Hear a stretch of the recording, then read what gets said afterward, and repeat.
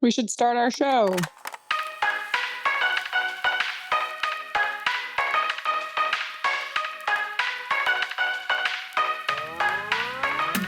Hello? Hello? Hello?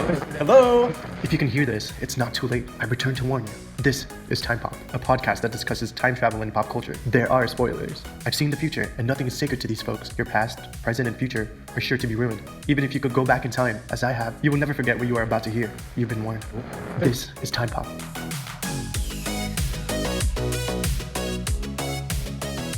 Welcome, chrononauts, as we guide you through the experience of time travel using pop culture as our chicken and stuff.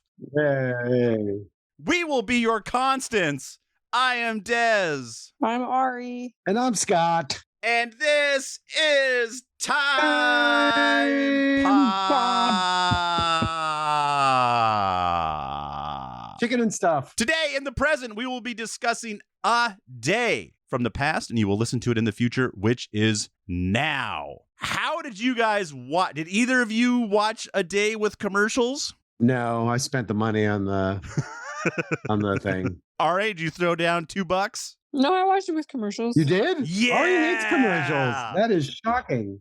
I didn't have any option to buy it for some reason. Wow. Well, that's what I told you. You had to, if you backed out, then there was more purchase options. Oh. You couldn't, Yeah. you can't just search for it and buy it. You have to play it for free, back out, and then go to other options. Wow. Ari watched the commercials. That's dedication because she does not like commercials. Were they Korean commercials? No, they were not. They were American. Do you want to go back in a time travel vehicle and then see it without commercials and so you don't get your life back? I survived. It was all right. So, Scott, had you heard anything about this movie, or did you just see it on lists and decide we had to do it? I saw it on the This Is Barry list. This is Barry, who is, we find him fascinating. We reference it. What's amazing is his website is so thorough, and he's got his measuring, and he's got all the time travel movies. And you realize that that's just like one fraction. He does all the genres. Like that's just a sub thing for him. Yeah. He rolls deep. He rolls deep. We gotta try to contact Barry. If we had one guest on this show, I think Barry's the man. Oh my God. We got like a 5-hour conversation with Barry. Oh, what time travel movie do you want to talk about, guys? Barry, we want to talk about all of them. No, you know what we would do is we would talk to him about what's his number one? What's the one we yeah. It's Your Name. Yeah. Was that Korean or Japanese? It was That was Japanese. That was a questionable choice. Yeah. But his first 10 are legitimate, except for that. He's got some. There's good a choices. story there, and I want to hear it. Yeah. It's a personal thing. Yeah, definitely a personal thing. And then this one is actually, I'll say, Barry had some reviews for this one, and he, like me, is a little bit skeptical of this film. Oh, what? Well, I'm just going to jump in with my skepticism then. I mean, because of pop culture, and that is something that we discuss on Time Pop, this is considered a time travel movie. Yep. But if you'd seen this without having it given to us by pop culture that this is defined as a time travel movie, would you call it a time travel movie? Yeah, it's a loop. It's a looping film. I guess. It's a loop. It's happening. It's just not, there's not a scientific explanation in there. It's a emotional, spiritual explanation. It's like Groundhog Day and like Yeah, you're right. Palm Springs. It's like those. Palm Springs has at least some level of like, oh, this is why it was in the cave and there's a special location. Yeah. Groundhog Day, this one guy randomly has to do it till he gets it right. Does this happen to any one of us else that has to do something till they get it right? See, I would consider Groundhog Day not a time travel movie this is more of a time travel movie because more than one person is experiencing it. You could argue at the end of the day that Groundhog Day is a bad dream that he had to work himself out of. But he wins her over. We'll find out. Are we doing? Oh, we're doing that. We're doing Groundhog Day again in February. That's going to be our Groundhog Day. Every February, we're going to watch Groundhog Day. Let's do it every day. Let's do it every day for a week so we feel like we're in it. No, God, no. We'll just do it once a year. That'll be enough to make Ari want to stab herself in the eye. Great. So yeah, let's get into this one, and then we'll get into the lack of science, which we can let our resident scientist get into that. Woohoo. But yeah, what are your impressions of the film overall? Me? Yes. Ari. Both of you, all of us. Ari, Oh, Talk to us. yeah. To me, this was another version of Groundhog Day, a more, next level Groundhog Day, where it involved three people instead of just one. And I liked how it kind of slowly revealed the way these three people were tied together. Yeah. I enjoyed it. I enjoyed the movie. It's very bloody in true Korean fashion. I never saw that TV show that everyone talked about on Netflix, but everyone said it was Oh, very, Squid Game? yeah, it was very bloody. Oh, yeah. Yeah. No, it wasn't bloody. I mean, there's so many other things that are bloody. For me, it wasn't exceptionally. Yeah. Yeah. I'm desensitized like everyone else. Yeah, I thought it was very sad. The movie was very sad. It was. I thought there was, the acting was very dramatic. There were some serious good actors. Yeah. Lots of crying, and I teared up a little bit. I'm not gonna Oh, lie. all right. That's a Well, I good mean, sign. Kids dying. Come on, it's gonna make fathers crying over their dead children. That makes you cry. All right, they got tears out of Gala. That's a good sign. Even with the commercials, that's You know that's what? No, it's that's actually like a commercial for like dishwasher soap and everything. I can wash this blood off my hands with Dawn liquid. Those So jeans look like they fit really well. I mean, once you realize that, okay, it's not a science time travel movie, it's a looping movie. Yeah, you get into it, and I thought it was entertaining. it was really good. So having just watched a Spanish movie yesterday and then a Korean movie today, God, the Koreans make really good movies. It was high budget. It seemed high budget with all the car crashes and all the blood and the fight scenes. It was very high budget. Yeah, I guess so. There just wasn't too many locations, so I guess I didn't see it as high budget. They just did it well. Yeah. Like yeah. that's what I felt. Like they definitely, when they had to do a stunt, they made it work and they did it well. But the DP did a great job. Like it was shot really well, and like you said, Ari, the way they unfold it, like you think it's just this one guy, and then they slowly, like, holy shit, it's two guys. And then even slower, oh, fuck, the third guy. And the third guy is what? So, okay, so we'll just do a quick synopsis until we get to the time travel, and then we'll just go crazy. So a famous doctor which doesn't really come to, the fame doesn't really come to anything. It helps push the plot along in a couple places, but they like really lay on how famous this doctor is at the beginning of the movie.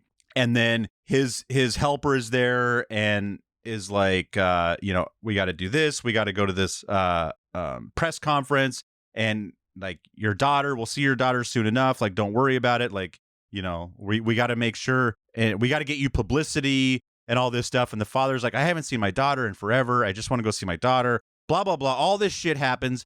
And he is late to meeting his daughter on her birthday. And he comes up to a red light, realizes a car has crashed.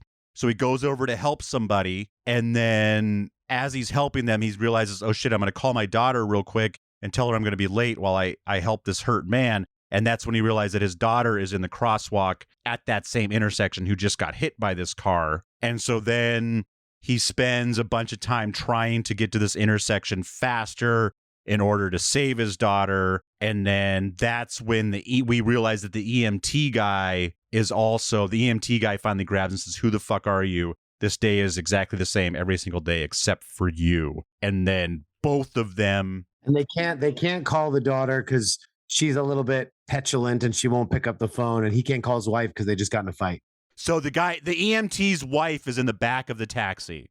Right. But they try to like call beforehand, and neither of them can because they're both kind of not picking up for them. Yeah. The daughter's mad because dad's always never there. And the wife is mad because she just got in a fight with the EMT about he didn't want to have a baby. And we find out that not only did she want to have a baby, but she was pregnant. And then it slowly gets revealed that now we realize that the taxi driver is the one. He is purposely trying to kill these two people. And we find out not only has he killed the wife, but he has strangled her. He didn't run her over. So he has lured the wife into the taxi, strangled her, and then rushed to the intersection and killed this, which he's done at least 6 times. They never get into it, whether this is I mean, they definitely do it more. They end up doing it, I don't know, 24, 48 times, but like it's like 6 to 10 before we were, or not even before, but like then we're already in it, which seems like it happens fast. Like this movie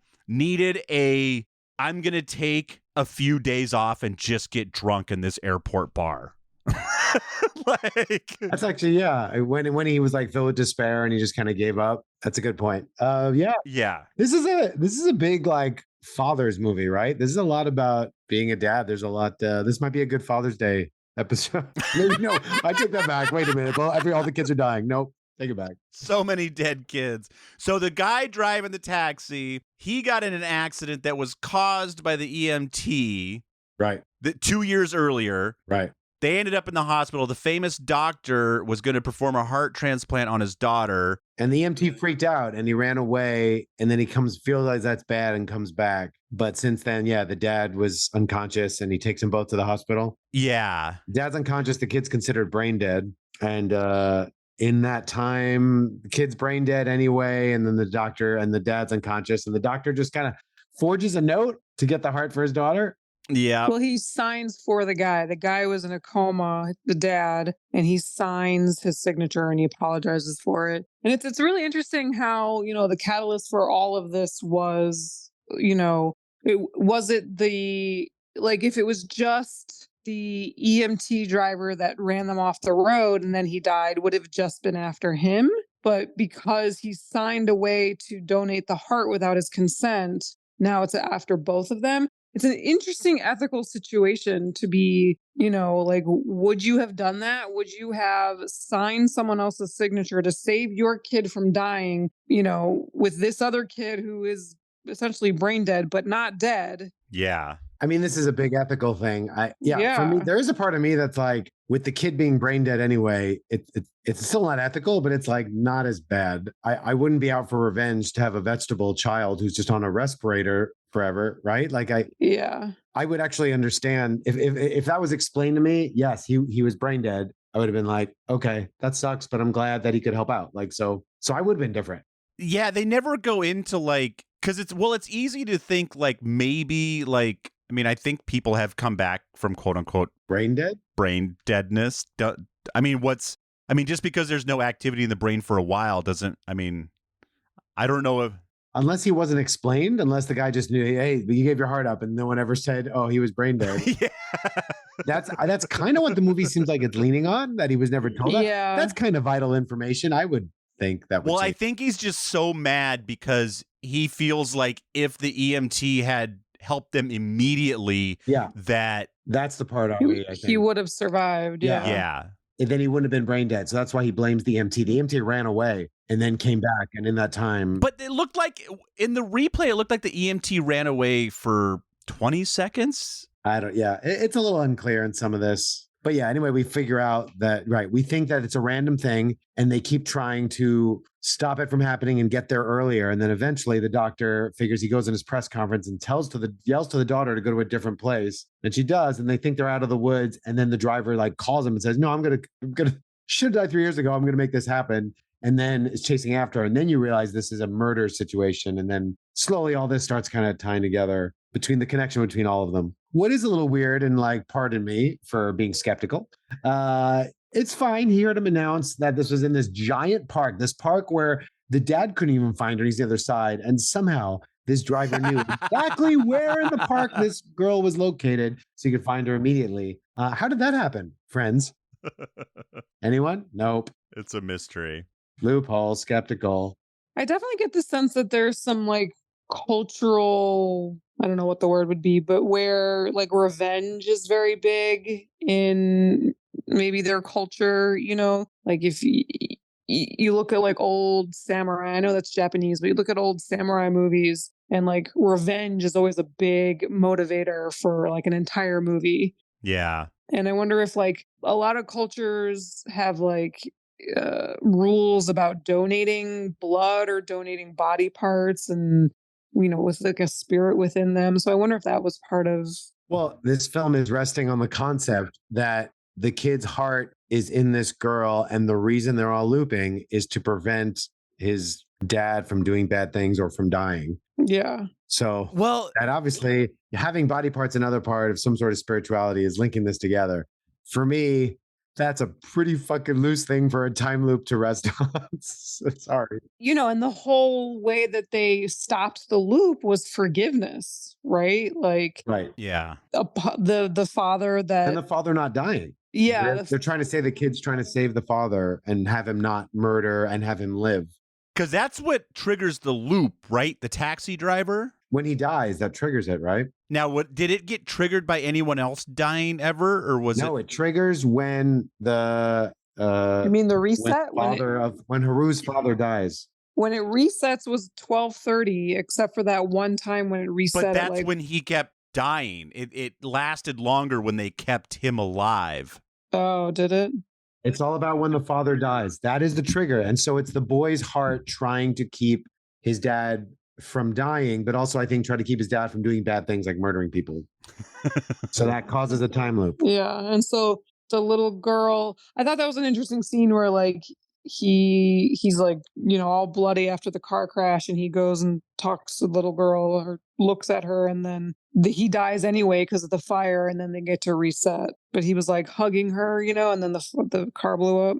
Yeah. It was like all the steps, right? There was the conversation where he's keeping him alive with the adrenaline, but he still doesn't give in. But that made a dent. And then the next time he sees the girl and he realizes, and I think he hugs her, and it said in the notes that like he listens to her heart and it's his son's heart in there. And Yeah. but I mean, he was able to like kill this sweet innocent girl prior, which is hard. She looks like a sweet little innocent girl. And man, that scene, that was brutal for me when he hits her and she flies Yeah. so high up in the air. Oh, That's brutal. The dads all cringe on that one. Everybody cringes on that one. Yeah. She went high up. You know what? It's so weird. I love fantasy movies, sci-fi. I'm a big superhero nerd. Why can I not buy into this being the reason for the loop? I just can't. For me, it's like, no. That's Well, always what triggers the loop, though. It's always you have to figure something out, and this one just happens to be a little bloodier version of needing to figure A out. kid's heart in someone else is what's causing a time change. Well, it's because There's no cause. It's just it's a loop. These three people's lives are entangled. And the one dad has been tortured for 3 years and well, they've all been tortured. Like the dad's been tortured because he lost his son. The doctor's been tortured because he did a terribly unethical thing. The EMT has been tortured because this is his fucking job and he almost didn't help. And he seems like he's not going anywhere, right? Money's tight for them. That's like a big issue, which is why he doesn't want to have a kid. So they're all it's the triumvirate of guilt yeah. that causes this loop. You have to think of it like, like love. There's the movies about gravity and the science and the math, and then there's the movies about love. And this one was about love. But even the love ones, the love doesn't cause the time loop. The lack of love does. Love is what fixes the loop. Love figuring out It's already genetic for the astronaut's wife, not the time traveler's wife. It's already a genetic thing. Or like he can do a thing to win over love in the one where he goes in the closet. I don't know if we see love as the cause for time travel. It's been the anchor. It's for the loop. It's for the reset. It's the constant that gets you out of the loop is what love is. Yeah, love right. Your favorite movie, Scott, Interstellar. I know. Love. That's what gets it. It's not what causes the time travel, though. I know it's not what causes the time travel. So I'm all in for love being the gravity and love being the cause. I just like what caused the time travel in Groundhog Day. Well, that's even more skeptical that he's just supposed to get it right. Right. That's pretty bad too. Yeah, you can't. Yeah, you're not supposed to focus on the cause. You're supposed to focus on the solution. I just don't know why. I want some science. I want some, even if they're like, oh, I have this magical talisman, and that's how something. You would have loved Tomorrow Is Today. It was a random lightning strike in the Mediterranean. Yeah, tell me there's a portal somewhere. Oh, I saw that one. I watched that one, Desmond. Why did I watch that one? I don't know. Were we gonna do it? We've been talking about it. It's been kind of floating around here and there. That one was super cheesy. It was a weird movie. It was super cheesy and the most basic time travel I've ever seen. But it was like, Scott, you got to see that. It was like, no, don't see it. it was like the Three Stooges. Like every once in a while, there would be a scene that would be straight out of like a Naked Gun movie. And you're like, what in the fuck? And then they'd have a really heartfelt time. Like, it's this family who's learning. It's love. It's fucking love. The movie is anchored in love, as we know and love. It's fucking love. That's the name of our time travel film. Of all, is that? Oh my God, I'm so sad that you didn't do it now, Ari. I would love to hear you argue that that's the worst movie we've ever done, because there's no way. I don't know if it's the worst we've ever done, but it was the most basic, simple, a lightning storm in the middle of the ocean. That's it. And they go and they come back and that's it. This does prompt a question. What is the worst time travel film we've ever done? That's an episode. Yeah. We've done the top 20. Let's do the bottom. Oh my God, we gotta do the bottom 10.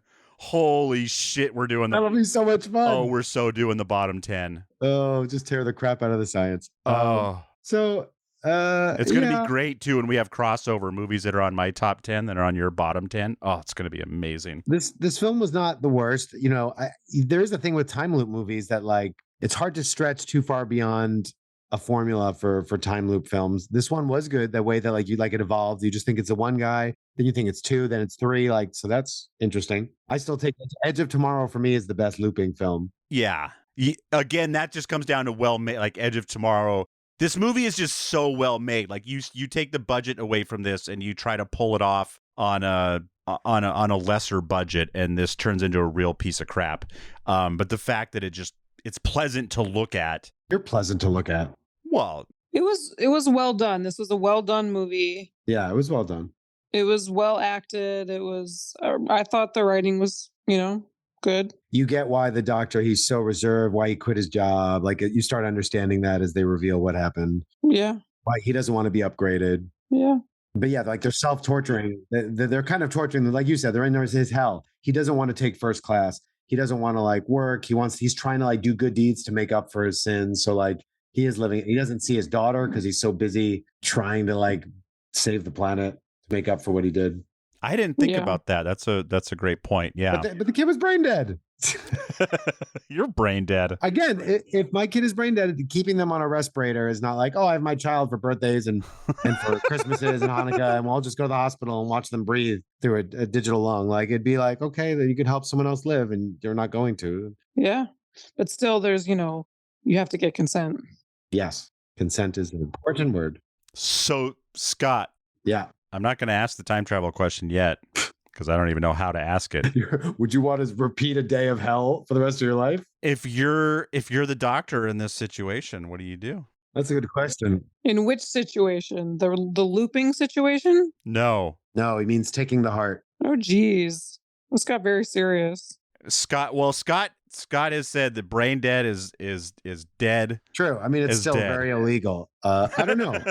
So it was interesting because he, just before that scene, he had a conversation with his daughter, and his daughter was like sitting up in bed and she was talking about how she doesn't like the hospital food. I feel like if they would have made her situation a little more time sensitive, like she was dying in that moment. Yeah. And they needed a heart, then it would have been a little bit more realistic or believable, I should say, that he took the other kid's heart. But she was like fine and seemed like she had a little bit of time. Yeah, agreed. And they could have waited for the dad to get out of the coma, but yeah, they didn't. That's a great point. That would have been a simple fix if she was like starting to flatline. You see a kid dying and it's you have to do a decision now and this is your only choice. It makes it understandable. It's like, I'm great. And he's like, I might just take this. Yeah. And it's also like, I feel like this movie could have benefited a little bit from a bird's eye view because he didn't seem like he was that late to the intersection, because it took him that first loop. It took him a long time to get that. And he had a lot of shit going on. He was giving press conferences. He was taking his time. He was stopping and chatting. He was hanging out at the phone booth. He was making sure not to speed. If you just start breaking all the laws and skipping all your meetings and rushing past people in the airport and driving as fast as you can, I feel like he could have gotten there. Or like the EMT, like he wasn't doing he didn't seem like he was in a hurry at all. He had like 2 hours. He was waking up at like 10 o'clock. So he had like 2 hours. Like, how far away was this fucking intersect? How many towns away was this guy's route that he was going to? And I just wish they would have somehow spelled that out for me. So I'd have been like, okay, I see why you can't get there. Or that would be the most frustrating part to me about this loop film, is never being able to wake up earlier. Because all you're thinking is like, fuck, if I set my alarm for 15 minutes earlier, I take care of this. Or, being trapped on a plane, that's a great way to be stuck. But like, even in like Groundhog's Day, it's just like, if I could just make my alarm go off earlier, or make my alarm not go off at all, it would be so great. Even if I do have to repeat this day, just let me fucking sleep in. Yeah. Yeah, it's funny that you think that Groundhog Day, they get a full day. They don't have the benefit of that. They have like a half day. Yeah. 3 hours. 3 hours. You have to repeat 3 hours. Yeah. Oh, whew. I'm telling you, I don't know if you heard me, Ari. I was saying this movie desperately needed a drunk montage. They needed a couple of spins where the dad just gets drunk in the airport bar for like 10 days in a row. Just despair. Well, I mean, his kid is dying each time. It's not gonna do that. I mean, I think the only fear is that, like, shit, if I don't even try, this will be the loop that doesn't reset, and then my daughter will be dead. But if you're just like, this loop is gonna happen over and over again until I fix it, so I'm just gonna, not even a full day, like we said, like 3 hours. Like, I'm just going to spend the next few turns, maybe not getting drunk, maybe not that selfish, but you'd think he would waste one just crying out of frustration. Because, yeah, that would be hard. Just 3 hours, reset, 3 hours running, reset, 3 hours running. Yeah, it was pretty stressful movie. Intensity was done well. Yeah. And the one part where he just kind of gives up, very sad. Yeah, there's like all the tropes for like the loop films, right? There's the like figuring it out, thinking you're crazy. Then there's the trying to get information to move forward. Then there's the part where you just kind of give up for a little bit, and then something happens to make you kind of go for it, and then you make it to the end. Yeah. That generally covers most of them. Yeah, I mean, there's only so much you can do with looping movies, and I thought this movie did it well. It was something new based in the familiar. Yeah, there was the new aspect of kind of revealing each layer as it went. So I thought it was good. It's the horror version of A Map of Tiny Perfect Things. Yeah, it's what it is. So awesome. So yeah, we definitely don't want to live in this hellscape. So I think we're all going to say no for this time travel. Yeah. Yeah, I don't want to watch my child die over and over again, I think. This film inspired a South Indian political drama movie. That's on my list. Yeah. It's supposed to be really good. They said it was like the best science fiction to come out of Tamil. It's time travel? It's an Indian loop film that they said was influenced from this. Oh, cool. Xanadu, I believe. Yeah. Did you say Xanadu? No, I wish I was. Manadu. It's Manadu. There's a lot of A's in there, Ari. You have however many A's you think there is, double it. It's good to be back. It's been a while. It is so good to be back. I want to let all the listeners know. Check out our Patreon. We have been doing this wonderful podcast. Well, first of all, thanks for listening. Thank you for listening to Time Pop. We hope you have enjoyed this journey through time. Please like, subscribe, and tell a friend about Time Pop. We are launching soon. By the time you listen to this, it will be there, a Patreon. We have officially done 100 episodes for free. Hey. Those are free. Those will remain free. They're never going away. But because this is my job and I would like to make a few dollars and be able to, if you would like to help support the continued future of Time Pop, we are doing a $3 Patreon subscription for, just throw us a couple shekels, tell us thank you for what you're doing and we appreciate it.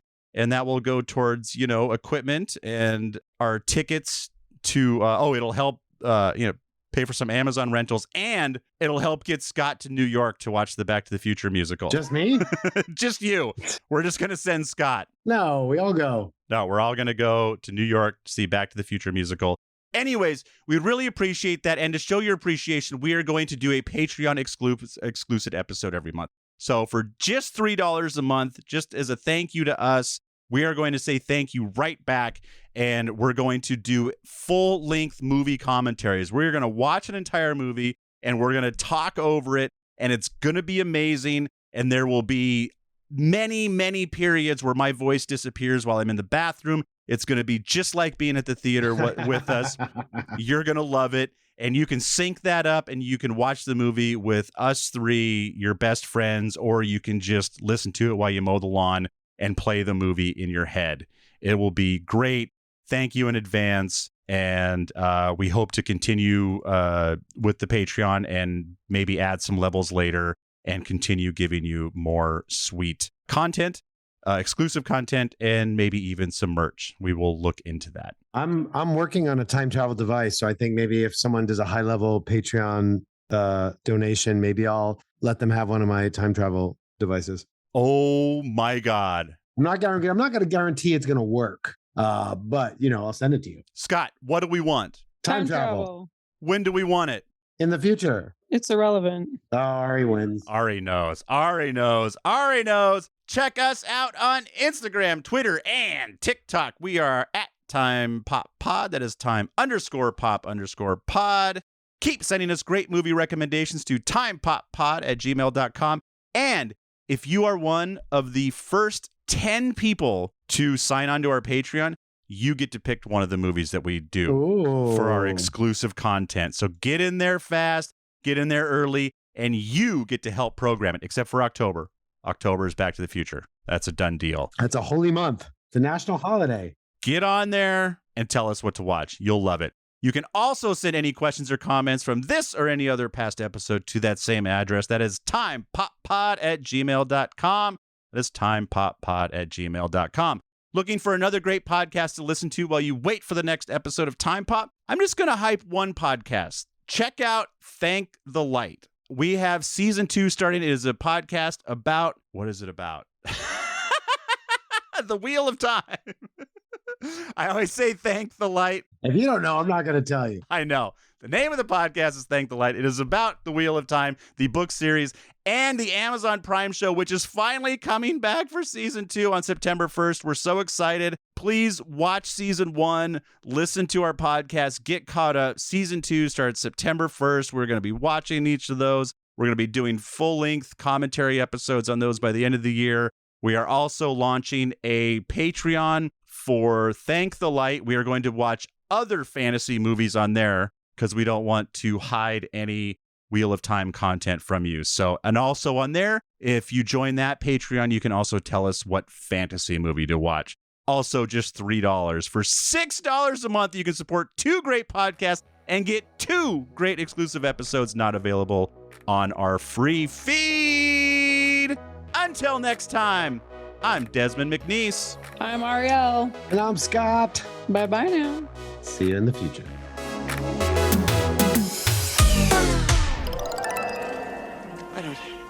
I don't believe it. That is why you fail.